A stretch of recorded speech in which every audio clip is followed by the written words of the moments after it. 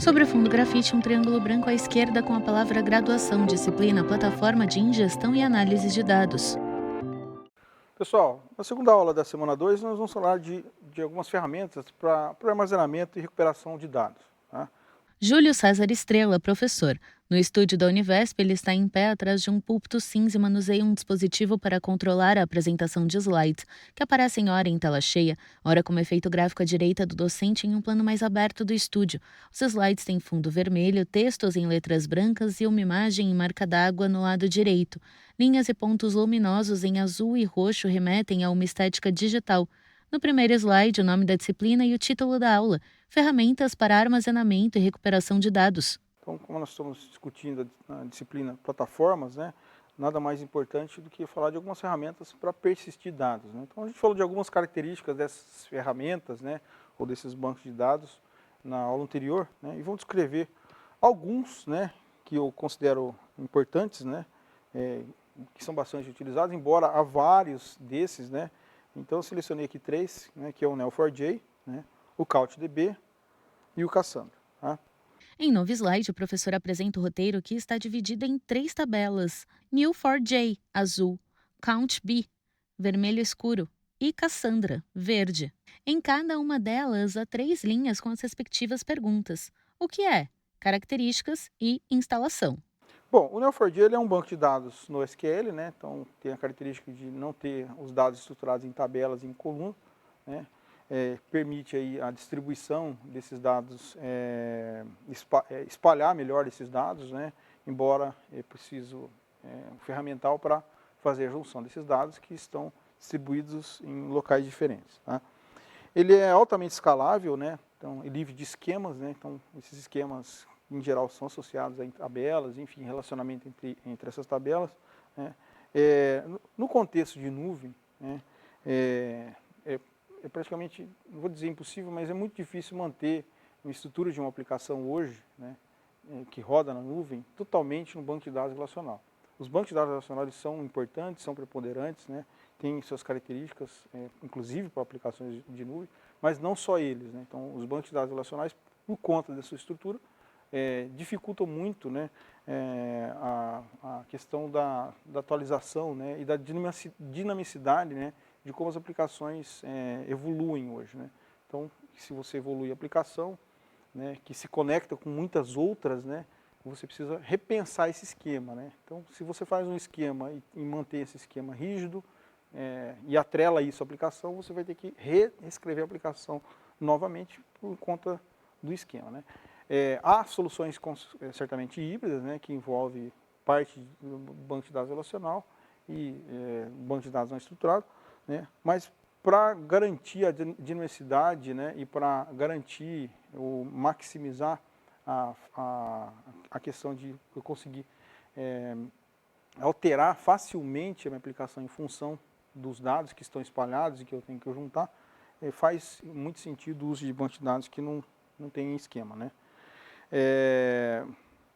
É um dos sistemas de gerenciamento de banco de dados gráfico mais popular do mundo. Né? Então, a forma de você estruturar os dados, né? Então, forma em tabela, forma em arquivo, né? Forma de grafos, né? Então, você tem uma estrutura de grafos, né? Que os nós estão interconectados, né? Isso facilita, por exemplo, a visualização de dados e de relação entre entidades, né? Criação de redes de dados, né? Então, foi desenvolvido pela tecnologia NEL e chamado de banco de dados transacional compatível, né, com as características do banco de dados, né, automaticidade, né, disponibilidade, enfim, né, consistência, né, para processamento gráfico nativo. Tá?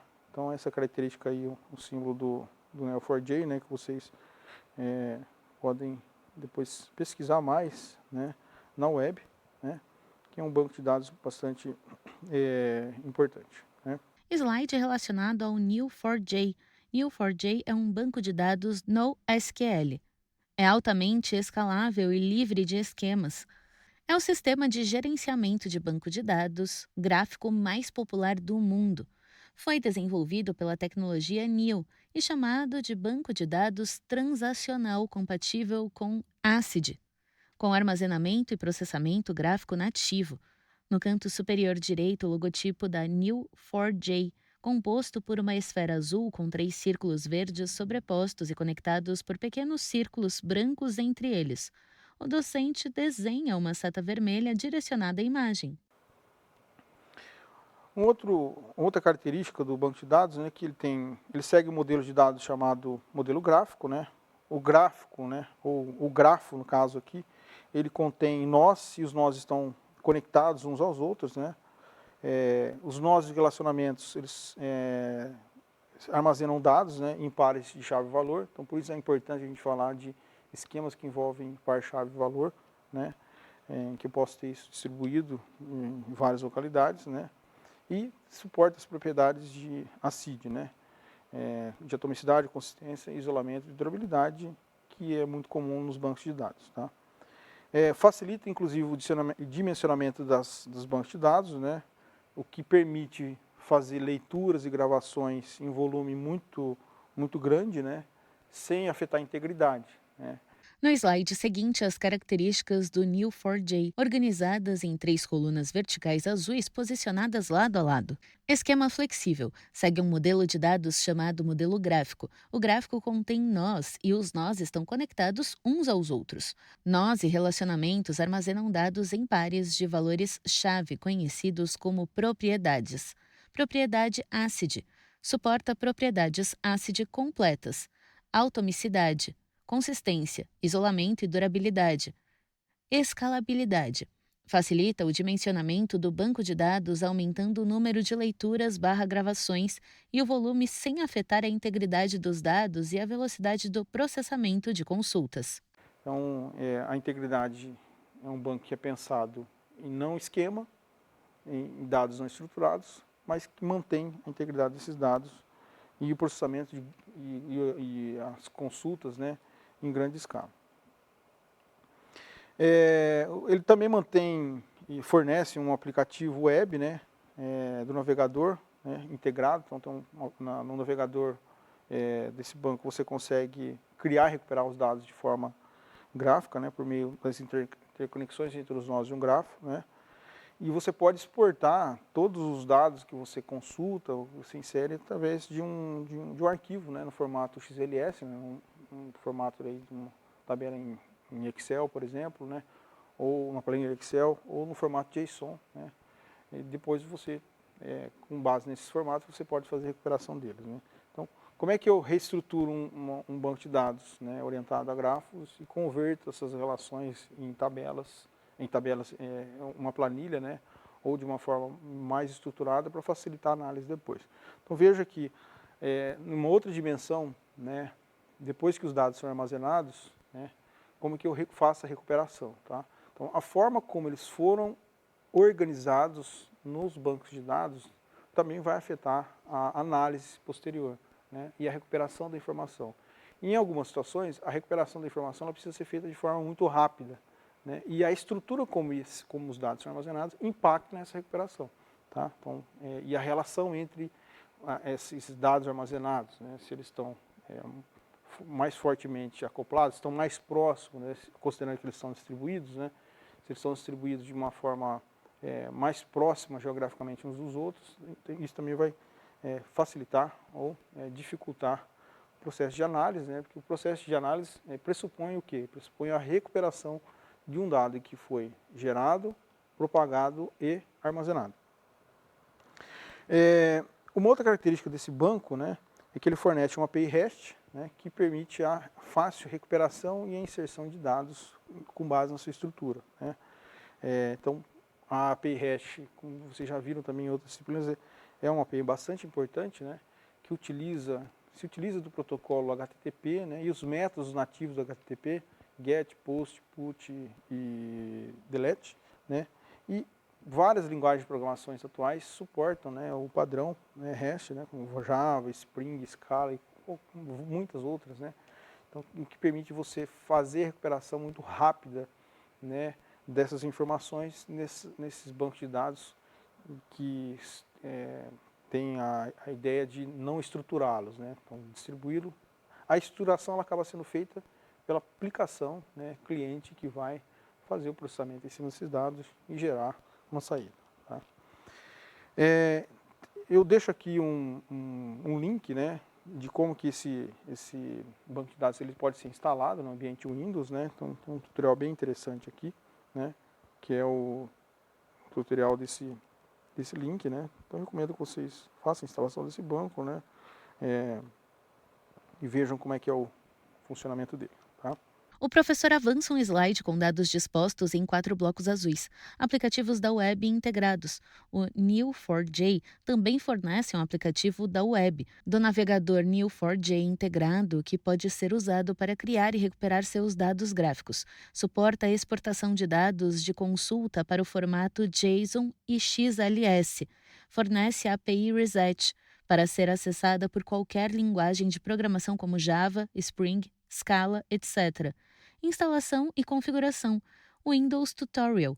javatpoint.com/install-neo4j.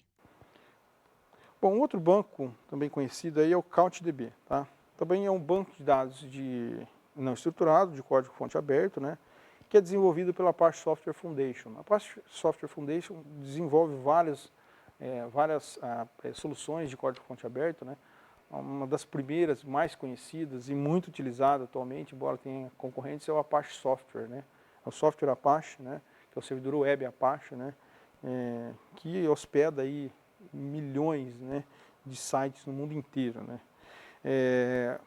Tem uma outra solução também bastante utilizada, né, que é o Apache Kafka, né, que é um sistema de mensageria também utilizado bastante hoje para envio de mensagem entre as aplicações, tá? O CouchDB está escrito em uma linguagem chamada Erlang, né? Esses bancos de dados NoSQL são bancos de dados que fornecem também um mecanismo para armazenar e recuperar dados, além do formato dos bancos de dados orientados às tabelas, né? Então, qual que é o objetivo, né, desses bancos, né, e em especial do CouchDB? Que o projeto de estruturação dos dados seja simples, né? Que você consiga escalar esses dados de forma horizontal, fazer as réplicas, né, de forma rápida e fácil.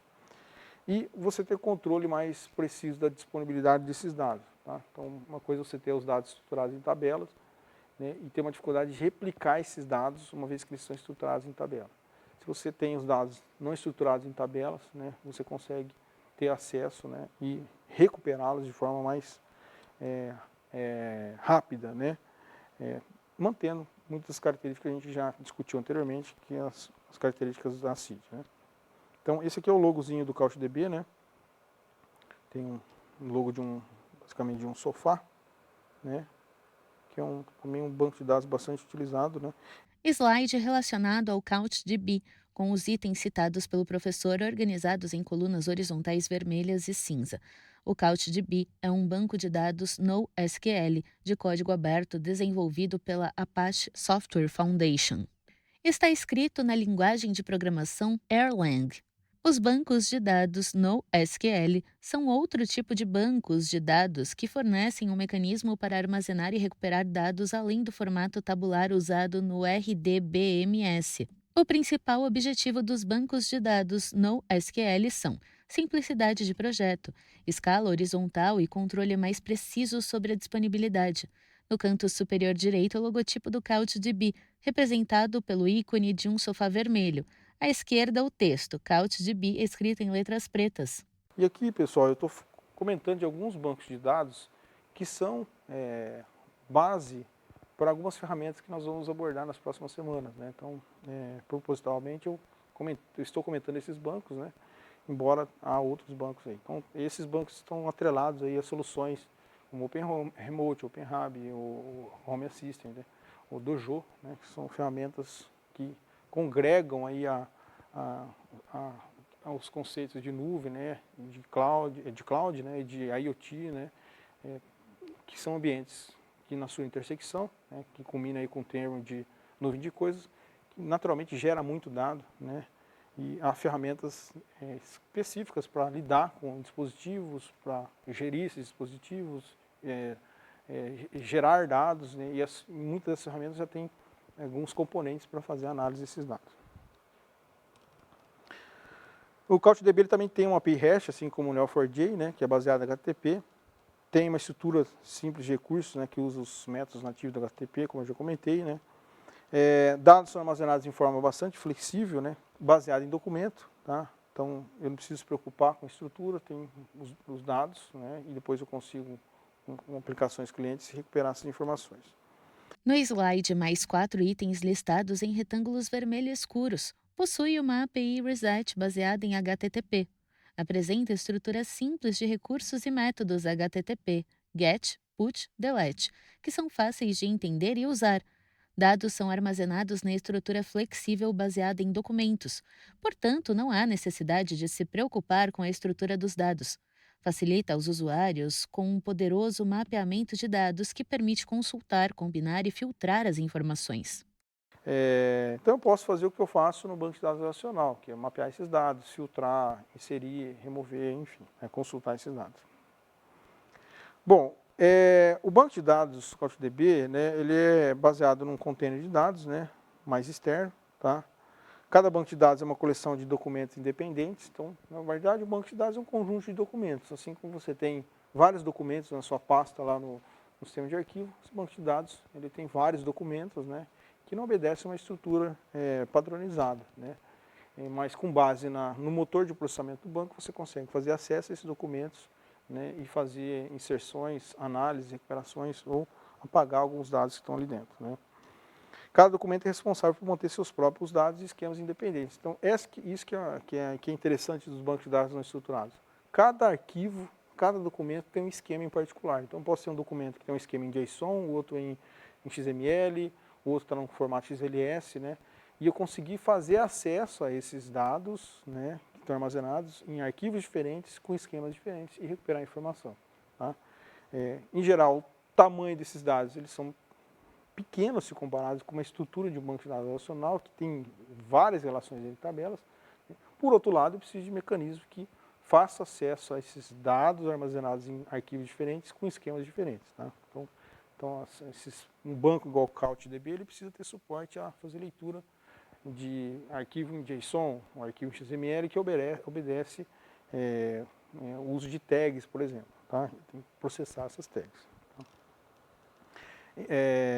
Os metadados desses documentos, né, desses arquivos, eles possuem informações de revisão, né, que me faz com que a gente possa mesclar diferenças entre esses bancos de dados quando eles são desconectados, tá? Novo slide com os modelos de dados. O banco de dados é a estrutura barra container de dados mais externo no CouchDB. Cada banco de dados é uma coleção de documentos independentes. Cada documento é responsável por manter seus próprios dados e esquemas independentes. Os metadados do documento contêm informações de revisão, o que permite mesclar as diferenças ocorridas enquanto os bancos de dados estavam desconectados. Então, o que nós temos então no CouchDB? Nós temos aqui a ideia de alguma aplicação fazendo uma requisição, né, uma vez que ele é baseado em API Hash, né, para a recuperação e armazenamento de informações, né, com conexão com requisição HTTP.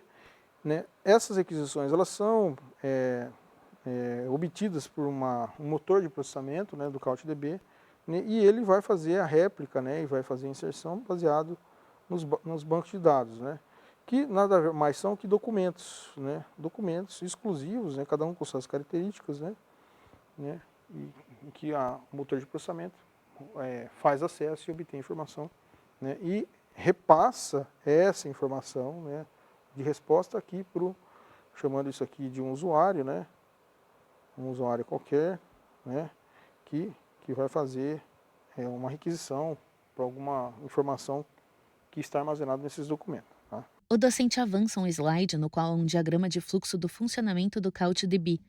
À esquerda, um quadrado vermelho que representa o HTTP Request. À direita dele, uma seta horizontal bidirecional que o conecta a um cubo cor-de-rosa, que representa o CouchDB Engine. À direita do CouchDB Engine, outra seta horizontal bidirecional que o conecta a 3 cilindros azuis posicionados um abaixo do outro e que ilustram a réplica database #1. O cilindro do topo e da base estão conectados à esquerda por uma seta branca. À direita de cada cilindro, duas setas apontam, cada uma, para um par de documentos posicionados um abaixo do outro e que são representados por uma pasta cinza com o escrito Doc. Então, o acesso ele acaba sendo, o acesso é simples, né? E que nos remonta à ideia de acessar um site, por exemplo, fazer um acesso a um site, fazer uma aquisição a um site, quando você clica num link, enfim, né? Então, muitas vezes você está acessando o conteúdo de um site, né, e obtendo informação dinâmica desse site, né, por meio de um esquema desse, né? Então, por exemplo, não é incomum em acessar plataformas de redes sociais, por exemplo, em que as informações elas são atualizadas constantemente, né, cada minuto, cada segundo ou milissegundo, e é praticamente impossível você construir um sistema de banco de dados relacional, né, que consiga relacionar tudo o que acontece durante um período do dia hoje, né, dada a imensidade das coisas, né, as pessoas postando informações, os sistemas coletando informações de outros sistemas, né, sistemas conversando entre si por meio de interface. Então é mais natural, né, e mais dinâmico pensar na troca de informações baseada em documentos, né, e estruturar esses documentos na aplicação final. Tem aqui também, eu deixo como sugestão a utilização desse link aqui, né, para vocês verificarem como é que é a instalação do CouchDB também no Windows. Tá? No canto inferior esquerdo, em um retângulo cinza, as informações. Instalação e configuração Windows. Tutorial javat.com/couchdb-installation. Em geral, pessoal, são instalações relativamente simples, né, para o Windows. Tá? Então deixo aí para o sistema Windows. Um outro banco de dados também conhecido é o Cassandra, né? É um banco de dados também baseado em documentos, distribuído, muito escalável, né? Com alto desempenho. Foi projetado para lidar com uma quantidade massiva de dados, né? Fornecendo alta disponibilidade com uma característica muito forte, né? Os dados são colocados em hosts, né? Diferentes, né? Com mais de um fator de replicação. Então veja que a questão da replicação ela sempre aparece, né? Na concepção dos bancos de dados distribuídos, né, como é o CouchDB, o Cassandra, né, o Neo4j, como já vimos, né. Então esse aqui é o logo da parte da Cassandra, né. Slide relacionado ao Cassandra, com os itens organizados em colunas horizontais vermelhas. Banco de dados NoSQL distribuído, altamente escalável e de alto desempenho. Projetado para lidar com uma grande quantidade de dados em muitos servidores comuns, fornecendo alta disponibilidade sem um único ponto de falha. Possui uma arquitetura distribuída capaz de lidar com muitos dados. Os dados são colocados em máquinas diferentes, com mais de um fator de replicação para obter uma alta disponibilidade sem um único ponto de falha. No canto superior direito, logotipo do Apache Cassandra. Um olho azul com cílios volumosos e pretos.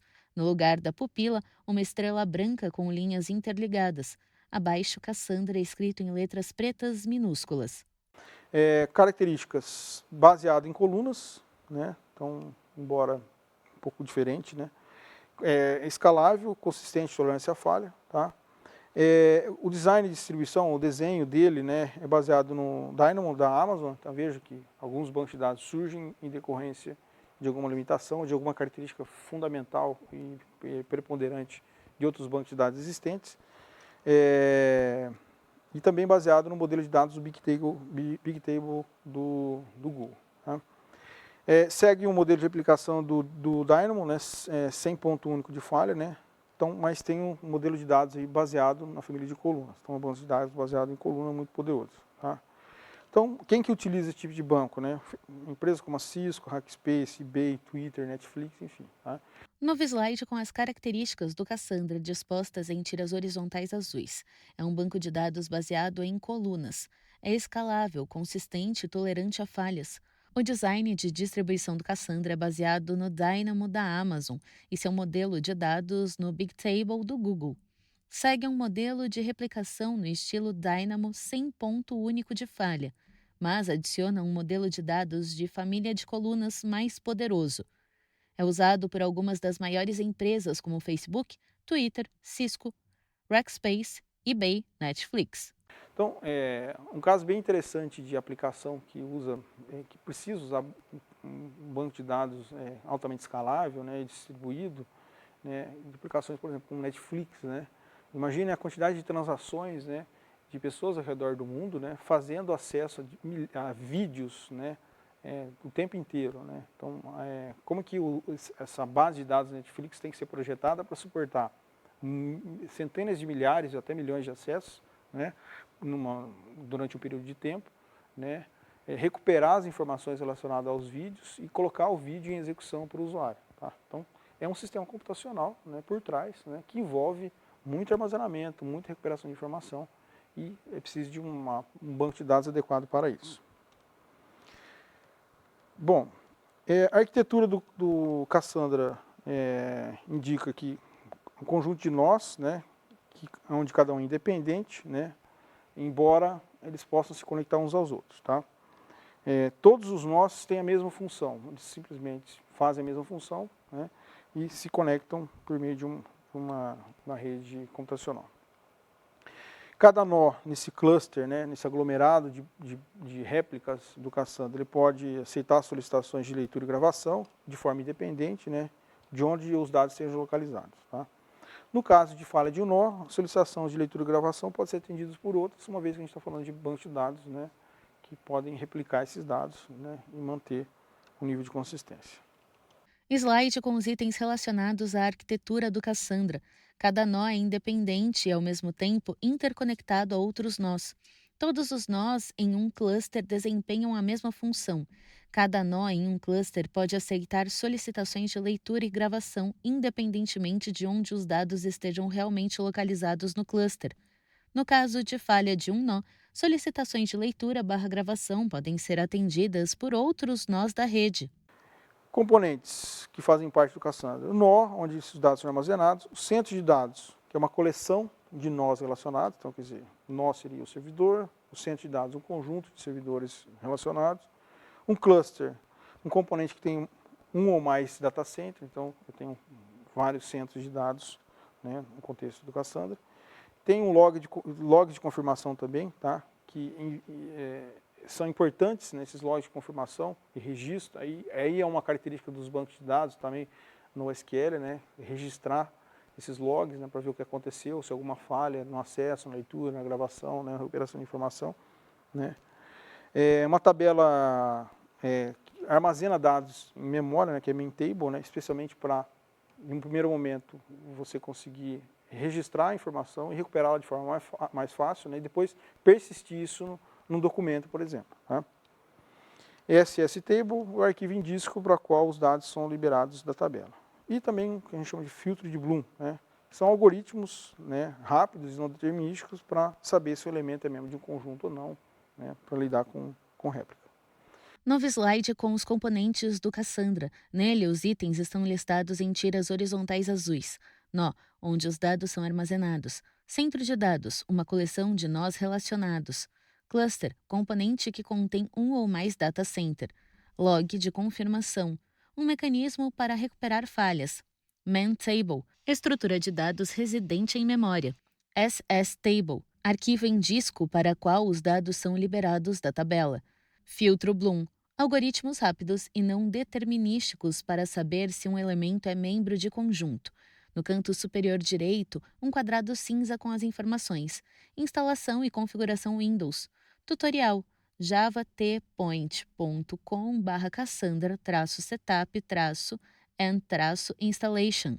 Também deixo aqui, como a título de análise de vocês, né, a instalação também e configuração, um material bem interessante também, do mesmo site, né, dos bancos anteriores, para configuração do Cassandra. Tá? Bom, era isso para essa aula, pessoal. Reforçando novamente que façam atividade avaliativa, né, se sempre tiverem dúvidas, procurarem os facilitadores e participem dos fóruns. Até mais. Sobre fundo branco, 2 retângulos vinho e cinza alternam-se nas laterais. No centro da tela, os créditos em letras pretas. Governo do Estado de São Paulo, Secretaria de Desenvolvimento Econômico, Ciência, Tecnologia e Inovação. Universidade Virtual do Estado de São Paulo, Univesp. Presidente Rodolfo Jardim de Azevedo, diretora acadêmica Simone Telles. Audiodescrição Núcleo de Acessibilidade Flictis. Roteiro Yara Forastieri. Revisão Cláudia Guarnieri. Consultoria Sidney Tobias. Narração Thaís Lenk. Mixagem Leandro Ribeiro. univesptv.com.br.